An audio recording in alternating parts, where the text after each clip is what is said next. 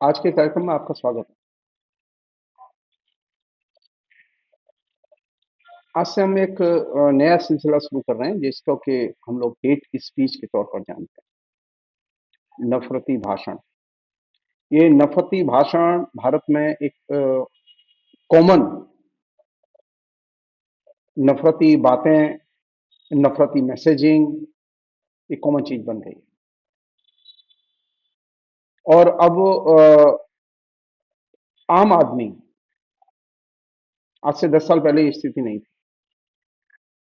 आज स्थिति है कि आम आदमी नफरती बातों में रस लेने लगा।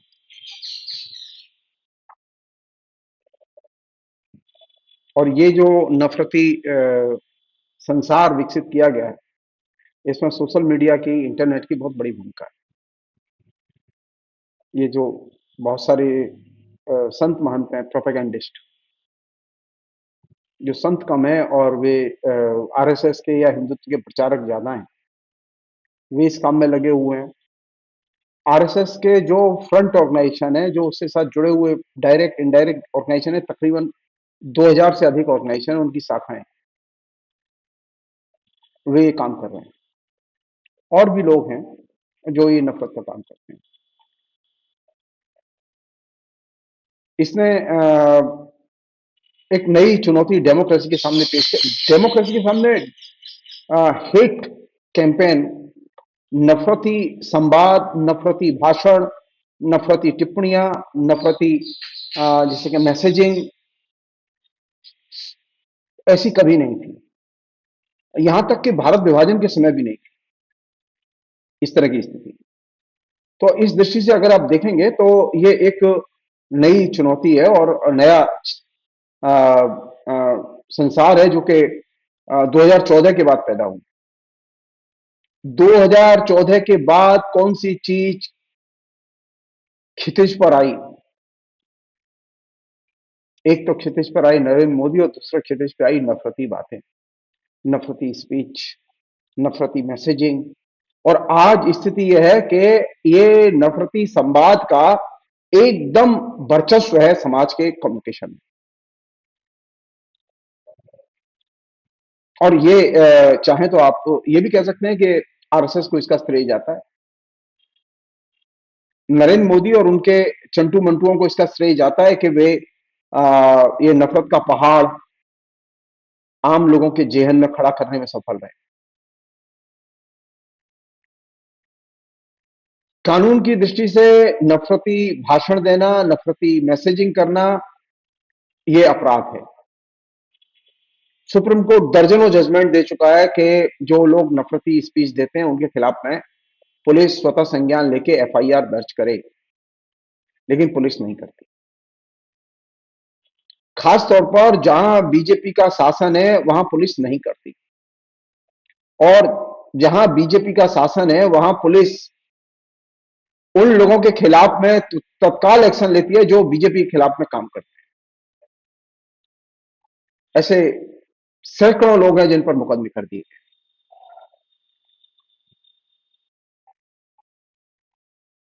बीजेपी पहले भी थी, लेकिन इस तरह से नफरती मैसेजिंग, नफरती स्पीच बीजेपी के लोग बहुत कम करते थे लेकिन कम करते थे। अभी तो यह है कि होड़ लगी हुई है कौन ज्यादा अच्छी जिसे हेट स्पीच दे सकता है।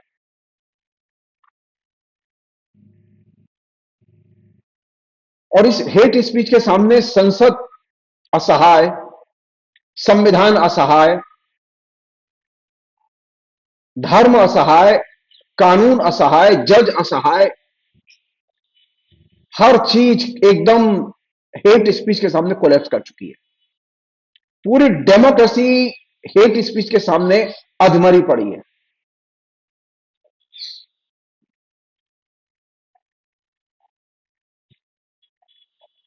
हिंदुस्तान में जितनी विकास की समस्या है उससे भी ज्यादा ये जो हेट स्पीच है उसकी समस्या है।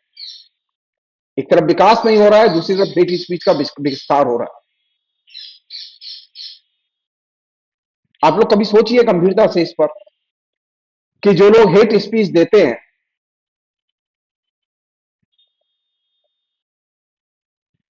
जिन पर अधिकतर लोग ताली बजाते हैं, जिसमें आनंद लेते हैं, जिसका के डायरेक्ट इनडायरेक्ट असर उनके जेहन पर, उनकी सोच पर, उनके दृष्टिकोण पर पड़ता है। ये हेट स्पीच वाले किस तरह की क्षति कर रहे हैं।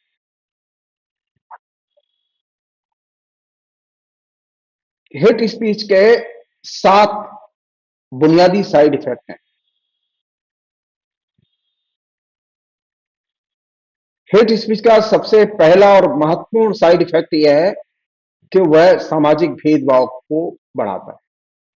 अगर आप मुझसे पूछें तो ये जो पहले मध्यकाल में अछूत समस्या थी, मध्यकाल में जो एक तरह से स्मृति और खासतौर मनुस्मृति के जरिए समाज को संचालित करने की समस्या थी, जिससे हम लोग मुक्त होकर आगे आ गए थे और हमने अछूत समस्या को चुनौती दे दी थी। अछूत समस्या में इनबिल्ट थी हेट। अछूत समस्या में या जाति प्रथा में इनबिल्ट थी नफरत, लेकिन वो इनडायरेक्ट थी। लेकिन अभी स्थिति इससे कई गुना आगे निकल चुकी है। अब हेट स्पीच इनडायरेक्ट नहीं है, डायरेक्ट।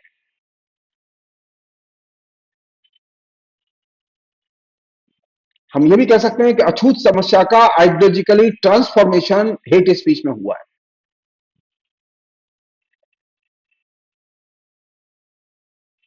भारत में इसका एक पहले से हमारी परंपराओं में, चाहे वो दक्षिण की हो, चाहे वो नॉर्थ ईस्ट की हो, चाहे वो उत्तर भारत की हो, सब जगह अछूत समस्या की चुनौती थी। इस चुनौती को हमने बड़ी मुश्किल से नवजागरण और स्वाधीनता आंदोलन और डेमोक्रेसी के विकास के जरिए कम किया था। हेट स्पीच ने अचानक उसको पुनर्जन्म दे दिया। अब हेट स्पीच के जो शिकार होते हैं वो सवर्ण भी हैं और असवर्ण भी हैं। हेट स्पीच जो है वो जाति नहीं देखती। हेट स्पीच सबको प्रभावित करती है। उनको भी प्रभावित करती है जो रैशनल है, और उनको भी प्रभावित करती है जो इरेशनल है। जो लोग ये सोचते हैं कि उनको हेट स्पीच प्रभावित नहीं करती, वो गलत फहमी के शिकार है। हेट स्पीच किसी को भी नहीं छोड़ती। ये वैसे ही है जैसे अछूत समस्या ने एक जमाने में सबको प्रभावित किया था। हेट स्पीच आधुनिक युग की अछूत समस्या है। हेट स्पीच आधुनिक युग की अनटचेबिलिटी है, जो कि हमारे आपके सबके जेहन में उतार दी गई।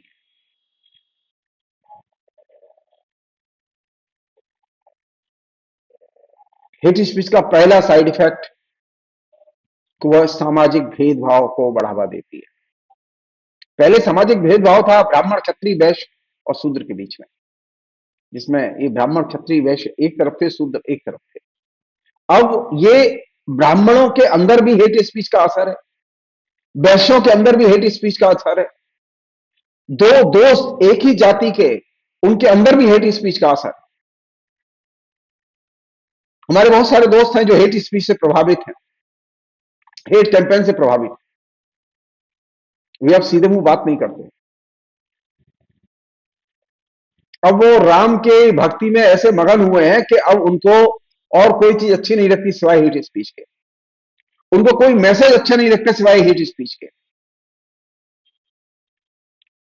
अछूत समस्या ने तो बड़े स्तर पर जो विभिन्न जातियां थी, और उनमें भी ब्राह्मण, क्षत्रिय, वैश्य एक तरफ, द्विज एक तरफ और शूद्र एक तरफ, लेकिन अछूत समस्या ने तो हर दो लोगों के बीच में भेद पैदा कर दिया।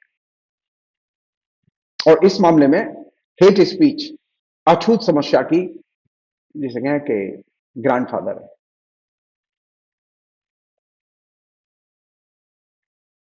हेट स्पीच का दूसरा असर यह है कि हम सहज भाव से नफरत करने लगते हैं।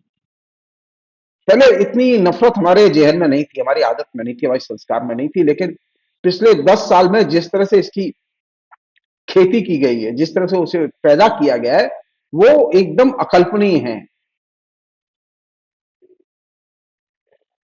तीसरा इसका साइड इफेक्ट है वो ये कि ये हिंदुस्तान में डेमोक्रेसी के वोट बैंक की और खासतौर बहुसंख्यक राजनीति के एक पैकेज के तौर पर सामने आई। नरेंद्र मोदी अगर अपने लिए वोट मांगते कोई असुविधा नहीं थी, लेकिन वो अब हेट स्पीच देके वोट मांगते हैं, ये असुविधा की चीज है। हेट स्पीच का ये साइड इफेक्ट है, नरेंद्र मोदी की राजनीति का ये साइड इफेक्ट है। नरेंद्र मोदी के पहले भी लोग जीते हैं, और नरेंद्र मोदी जब से आए हैं और उन्हें जीत मिली है, उसके बीच में ये बुनियादी फर्क है। हेट स्पीच ने सामाजिक भेदभाव को बढ़ावा दिया। एक ही जाति के, एक ही धर्म के, एक ही समुदाय के, एक ही गोत्र के, एक ही मोहल्ले के, एक ही स्कूल के, एक ही बाप के दो बेटों के बीच में उसने दीवार खड़ी कर दी। नरेंद्र मोदी इस मामले में, और उनका जो चंटू मंटू गैंग है, जो कि BJP media cell, RSS media cell, ये तमाम जो सेल काम कर रहे हैं, और उनके जो नीचे जो 2000 संगठनों का जो पूरा का पूरा नेटवर्क, हो सकता है इसमें 10-5 संगठन कम हो या 10-20 संगठन ज्यादा हो, इनकी जो पूरी नेटवर्किंग है, पूरे ऑल इंडिया लेवल पर नेटवर्किंग है, उससे कोई मैच नहीं कर सकता। तो हेट स्पीच का पहला साइड इफेक्ट है सामाजिक भेदभाव, दूसरा इफेक्ट है नफरत, तीसरा इफेक्ट है वोट बैंक की बहुसंख्यकवादी राजनीति,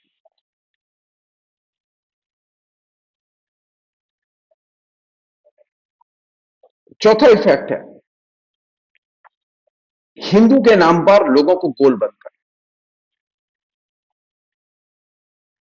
पांचवा इफेक्ट है धर्म, या हम ये कहें अन्य धर्मों के प्रति,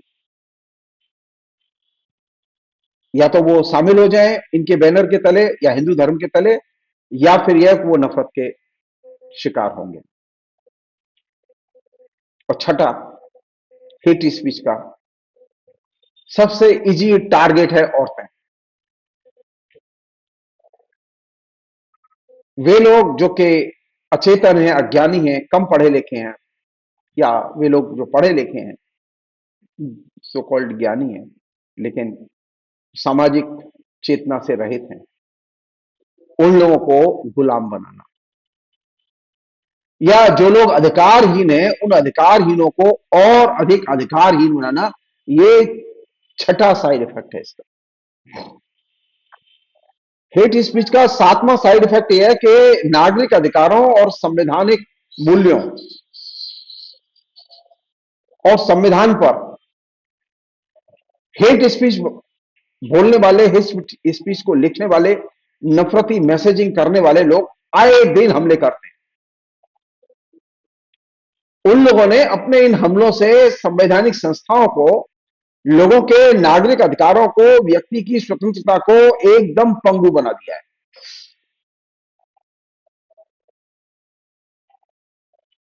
एक जमाना था कि संत लोग जब बोलते थे तो वे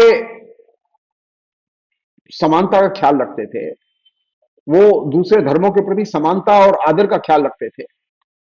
लेकिन अब तो जो धर्म में, जो लोग हिंदू धर्म में खासतौर पर जो नए कुकुर मुत्ते की तरह जो संत महंत पैदा हुए हैं,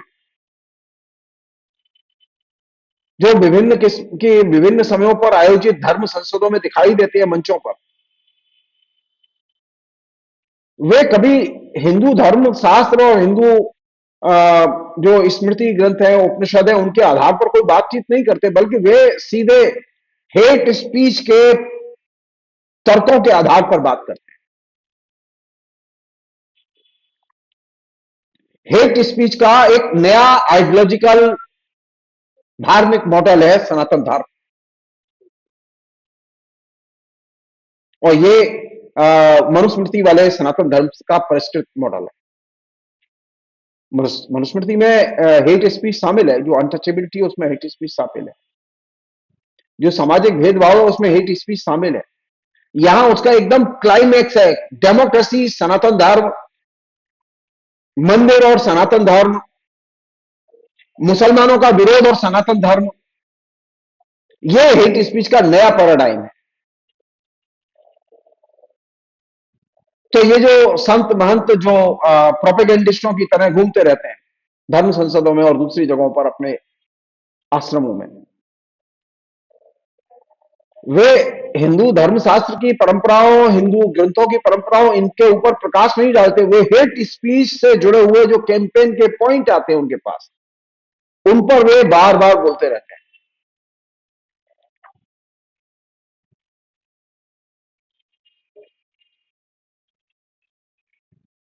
और वे एक तरह से ये कहें तो ज्यादा अच्छा होगा कि वे राष्ट्रीय स्वयंसेवक संघ के पॉलिटिकल एजेंडे पर काम करते रहते हैं 12 महीने।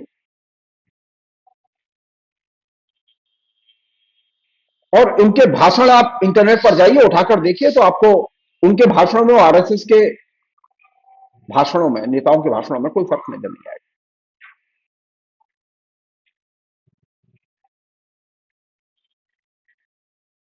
ये अच्छी तरह से जानते हैं कि हिंदू धर्म लगातार ह्रास की ओर जा रहा है। ये अच्छी तरह से जानते हैं कि जाति प्रथा ह्रास की ओर जा रही है।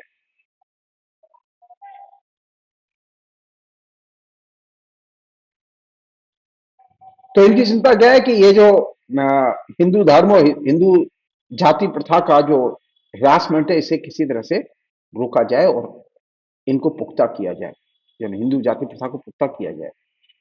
और हिंदू धर्म का जो ये जो सनातनी और जो मनुस्मृति संचालित जो रूप था, इसे मॉडर्नाइज किया जाए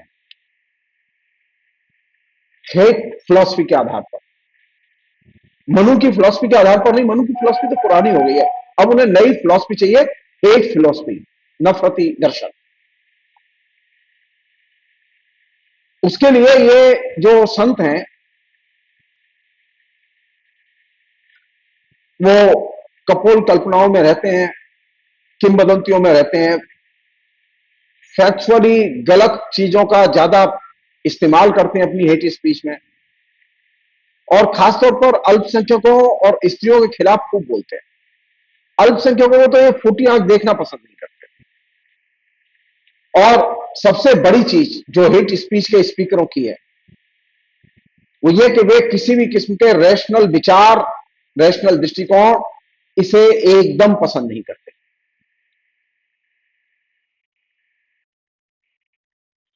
उन्हें आधुनिक जो वस्तुएं हैं उनके सेवन में परेशानी नहीं है। वो कार में बैठने में परेशानी नहीं है उनको, उनको मोबाइल में, उनको लाउड स्पीकर में, उनको इंटरनेट के जरिए अपना कम्युनिकेशन करने में परेशानी नहीं है। उनको परेशानी है, ये भी हमारे रैशनैलिटी के विकास का एक पहलू है जिसमें कि ये तमाम किस्म के कम्युनिकेशन के मीडियम आए।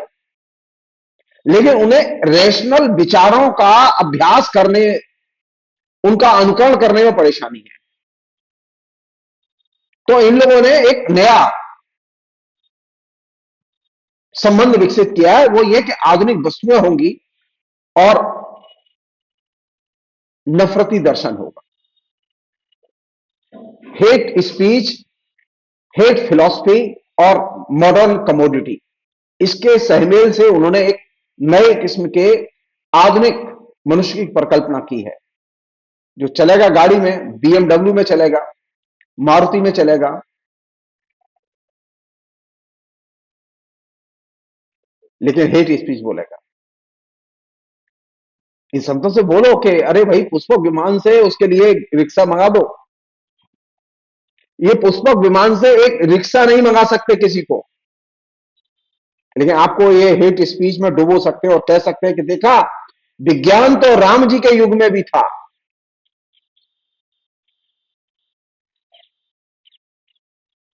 ये जो हेट स्पीकर होते हैं, उनमें बीजेपी के पॉलिटिकल लीडर हैं, उनमें और भी दूसरे किस्म के लीडर हैं जो कि हेट स्पीकर हैं। उनमें कई इस्लामिक फंडामेंटलिस्ट भी हैं, ईसाई फंडामेंटलिस्ट भी हैं जो हेट स्पीकर हैं। लेकिन भारत में तो इस्लामिक और ईसाई फंडामेंटलिस्टों का कोई लेना देना नहीं है ज्यादा, वो हाशिए पर भी नहीं है। बल्कि यहां वर्चस्व है केंद्र से लेकर हाशिए तक आरएसएस का।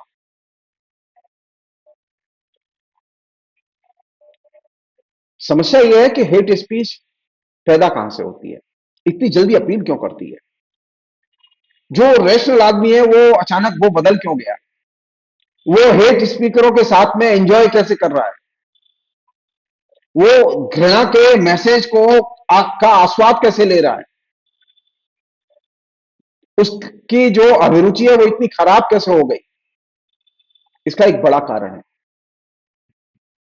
वो बड़ा कारण यह है कि ये जो हम सब लोग होते हैं, जिसे हम लोग कहते हैं कि व्यक्ति, उस व्यक्ति के अपने कुछ प्रत्यक्ष और कुछ अप्रत्यक्ष पूर्वाग्रह होते हैं। और ये प्रत्यक्ष और अप्रत्यक्ष जो पूर्वाग्रह हैं, ये पूर्वाग्रह असल में हेट स्पीच का आधार है। ये पूर्वाग्रह क्योंकि पहले से चले आ रहे हैं, कभी वो खुल के सामने आते हैं, कभी वो मन में छिपे रहते हैं। तो ये पूर्वाग्रह जो डायरेक्ट और इनडायरेक्ट काम करते हैं हमारे जीवन में, वे बहुत जल्दी हेट स्पीच की तरफ हमें ठेलते हैं। जिन लोगों के अंदर पूर्वाग्रह हैं, वे हेट स्पीच के इजी टारगेट बनते हैं। या वे लोग जो स्टीरियोटाइप ढंग से सोचते हैं,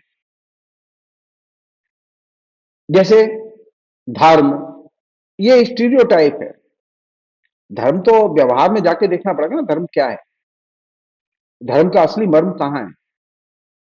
लेकिन हम तो ये मान के चल रहे हैं कि झूठ लेना, घूस लेना ये धर्म है, और उसके बाद में जाके हनुमान जी का चोला चढ़ा दो, किसी देवी का चोला चढ़ा दो, या राम जी के मंदिर का शिलान्यास कर दो और राम जी की पूजा कर दो, मूर्ति प्रतिष्ठा कर दो और अखंड रामायण का पाठ कर दो और दूसरे दिन दंगे करा दो। ये धर्म नहीं है। पूजा करना, प्रतिष्ठा कराना, मूर्ति स्थापित करना, मंदिर बनाना, ये धर्म का स्टीरियोटाइप रूप है। जो लोग धर्म के स्टीरियोटाइप रूपों में, रूढ़िबद्ध रूपों में विश्वास करते हैं, आचरण करते हैं, वे लोग बहुत जल्दी हेट कैंपेन के शिकार होते हैं, या नफरती गिरोहों के, उनके संगठनों के वे इजी टारगेट होते हैं, और उन्हें वे गिरोह जल्दी ही अपनी कतारों में शामिल कर लेते हैं। जनता में एक बड़ा हिस्सा है जो स्टीरियोटाइप ढंग से सोचता है। मसलन जो हिंदू कहते हैं, हिंदू एक स्टीरियोटाइप है। मुसलमान, जिसे मुसलमान कहते हैं, वो स्टीरियोटाइप। मुसलमान कैसा है ये तो देखना पड़ेगा ना।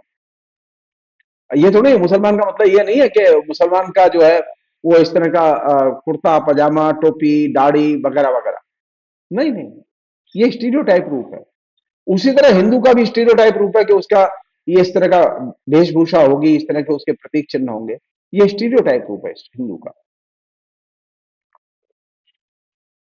तो हिंदू और मुसलमान या किसी और को अगर आप स्टीरियोटाइप रूपों में देखेंगे और सोचेंगे उसके बारे में, तो इससे पहली चीज तो ये निकलती है कि न तो आप हिंदू को अच्छे से जानते हैं, ना मुसलमान को अच्छे से जानते हैं, ना आप नॉर्थ ईस्ट के लोगों को अच्छे से जानते हैं। ये जो अभी जो संत समागम हो रहा था, उसमें लोग भाषण दे रहे थे और एकदम खुल्लम खुल्ला जहर उगल रहे थे। 7.5 8 घंटे तक भाषण चले हैं लोग। वहां भाषण देने वाले लोग न तो ठीक से हिंदू को जानते थे, न मुसलमान को जानते थे, न संविधान को जानते थे, लेकिन वो भाषण दिए जा रहे थे और हेट स्पीच किए जा रहे थे मुसलमानों के खिलाफ। कोई भी इनमें से सन्यासी जो मंच पर भाषण दे रहा था, वहां लोगों के बीच में सेवा करते नजर नहीं आएगा आपको कुंभ में।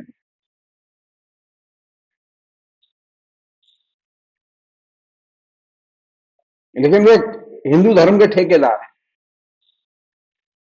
कुंभ में ये चुनौती तो थी कि इतने लोग आ रहे हैं, तो कम से कम ये जितने भी सन्यासी 7 घंटे तक बोलते रहे, एक एक सन्यासी के अगर टेंट में रोज 50-50 हजार लोगों के लिए भी खाना खिलाया जाता, तो कम से कम ये 10 लोग भाषण दिए थे, तो डेली कम से कम 5 लाख लोगों को तो खाना मिलता।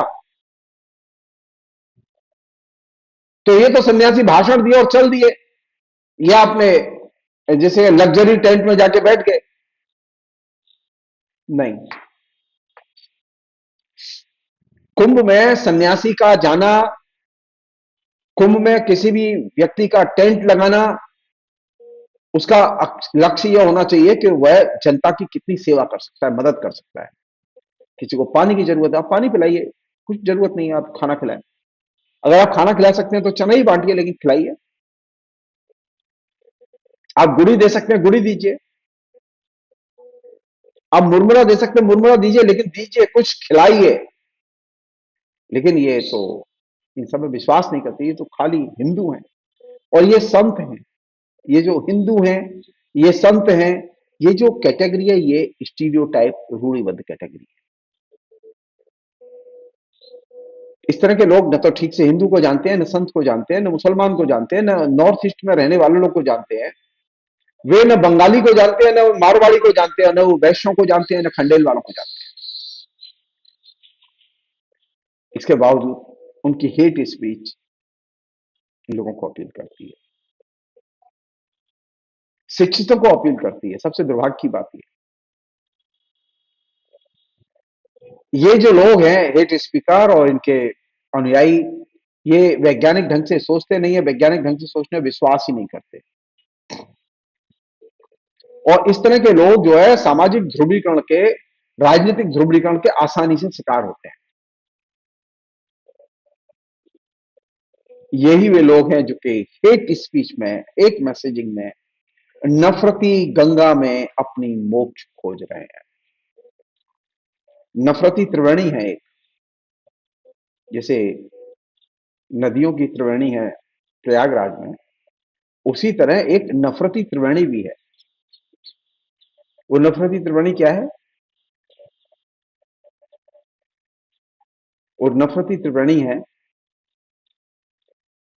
कारपोरेट हाउसेस, आरएसएस और बीजेपी। ये नफरती त्रिवेणी है। ये तीनों मिलके आपको, हमको, सबको, देश को उन्होंने हेट कैंपेन की गंगा में, त्रिवेणी में डुबो दिया है। अब अपनाइए आराम से। हमारे कारपोरेट हाउसेस भी वैज्ञानिक ढंग से सोचने के लिए तैयार नहीं है, वैज्ञानिक ढंग से सोचने वालों की मदद करने के लिए तैयार नहीं है। और हमारे यहाँ जो आरएसएस है वो भी वैज्ञानिक ढंग से सोचने के लिए तैयार नहीं है। और हमारे यहाँ जो बीजेपी है वो भी वैज्ञानिक ढंग को एकदम नापसंद करती है। तो जाहिर है इसमें कैजुअलिटी किसकी होगी? जाहिर है बीजेपी का, आरएसएस का और कारपोरेट हाउसेस का पूरे समाज पर वर्चस्व है। ये ताकतवर लोग हैं तीनों।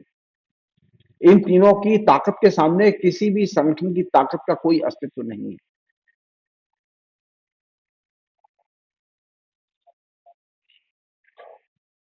और ये तीनों ताकतवर लोग जनता का हेट कैंपेन के जरिए सामाजिक ध्रुवीकरण कर रहे हैं। और जनता हेट स्पीच में मजे ले रही है, हेट स्पीच का अनुकरण कर रही है और हेट स्पीच के आधार पर राजनीति के, लोकतंत्र के फैसले भी ले रही है। एक अन्य चीज है जो कि बहुत ही इंपॉर्टेंट चीज है,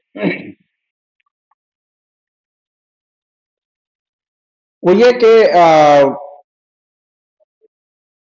हेट स्पीच ने या नफरती कैंपेन ने, इन नफरती जो पूरा बवंडर उठा हुआ है, आइडियोलॉजिकल बवंडर उठा हुआ है, इसने जाति, धर्म, गोत्र, शहर, स्त्री, घरेलू स्त्री, वैश्याएं, पढ़ी लिखी स्त्री, इन सबको,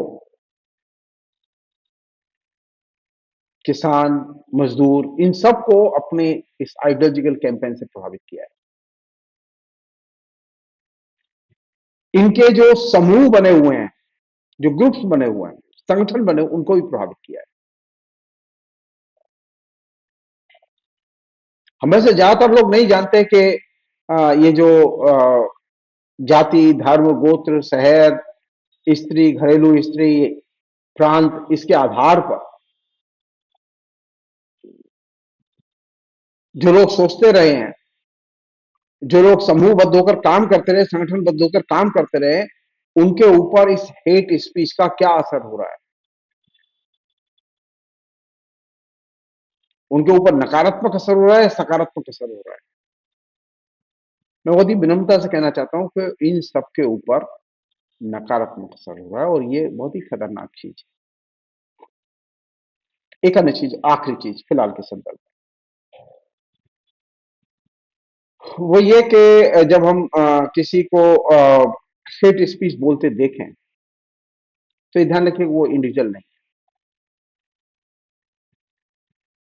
वो दिखता है इंडिविजुअल है, लेकिन वो इंडिविजुअल नहीं है वो, बल्कि किसी भी आइडियोलॉजिकल ग्रुप का मेंबर है, और खासतौर पर रिएक्शनरी पॉलिटिक्स के आइडियोलॉजिकल ग्रुप का वो मेंबर है।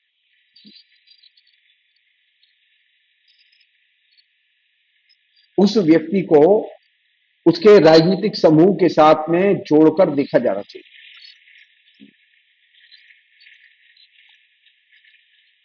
इससे उस व्यक्ति की सारी कार्यप्रणाली को सटीक ढंग से विश्लेषित करने में मदद मिले।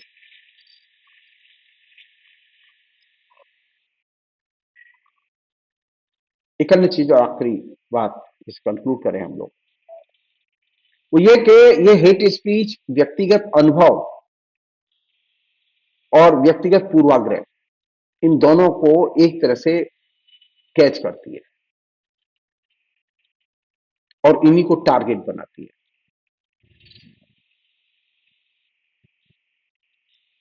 और इन्हीं के आधार पर वो अपने सामाजिक आधार का विकास करती है।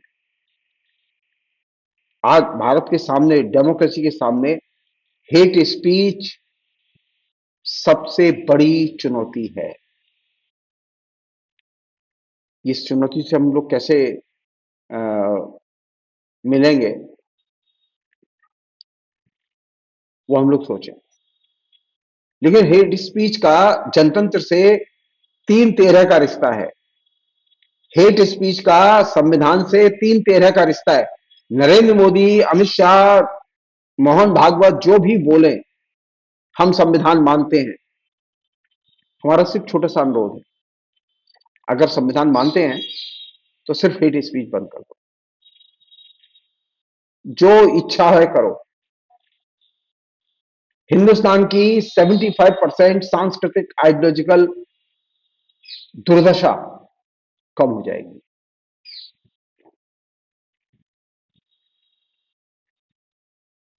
और कायदे से हेट स्पीच के विभिन्न पहलुओं को खोला जाना चाहिए, उन पर बहस होनी चाहिए खुलकर। सोशल मीडिया में लिखने वाले, काम करने वाले लोगों को हेट स्पीच का एकदम जर्रा जर्रा छानना चाहिए।